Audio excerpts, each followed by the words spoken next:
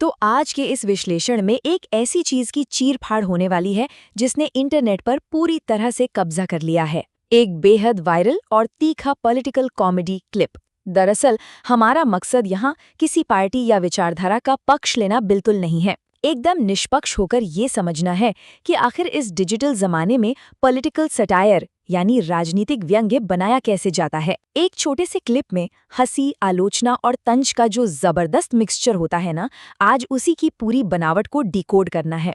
तो चलिए सीधे इस वायरल क्लिप के पहले हिस्से पर चलते हैं। क्लिप की शुरुआत ही एक बेहद आक्रामक दावे से होती है। कोट पर नजर डालते हैं, जब जब देश पे संकट आया वो देश से भाग गया। ये लाइन ऐसी है जो तुरंत ध्यान खींच लेती है ना? वक्ता यहाँ सीधे तौर पर प्रधानमंत्री की यात्राओं की आदतों पर सवाल उठा रहा है और एक काफी भड़काने वाला नैरेटिव सेट कर रहा है कि क्राइसिस के वक्त लीडरशिप गायब थी। एक सटायर के अंदर शुरुआती अटेंशन ग्रैब करने का ये एक बेहद असरदार तरीका होता है। अब आते हैं पहले भाग पर, द लीडरशिप क्रिटिक यानी नेतृत्व की आलोचना।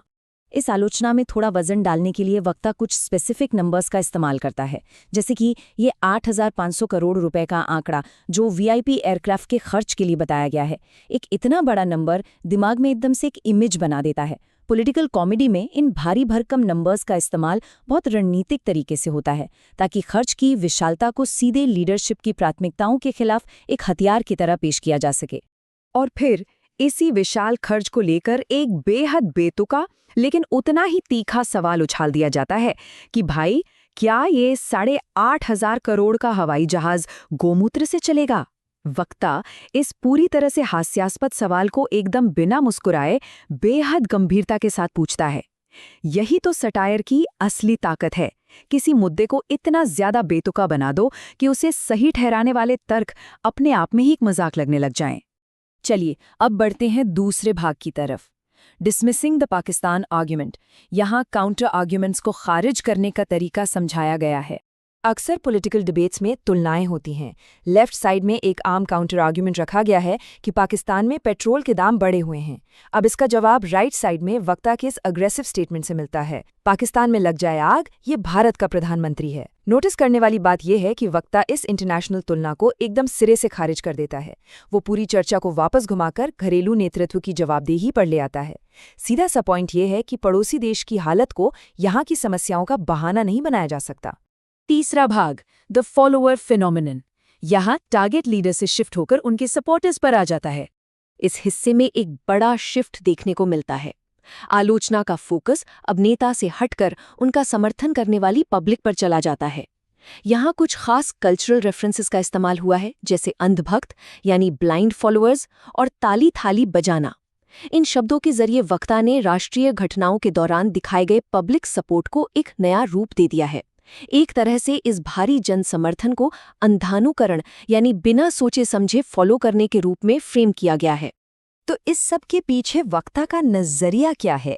उनके हिसाब से ये ताली थाली बजाने जैसे पब्लिक इवेंट्स कोई क्राइसिस मैनेजमेंट की स्ट्रैटेजी बिल्कुल नहीं थे, बल्कि उनका ये बहुत ही निंदक सा मानना है कि ये सब सिर्फ और सिर्फ वफादारी का एक टेस्ट था, एक तरीका ये चेक करने का कि समर्थक जिंदा है या मर गए।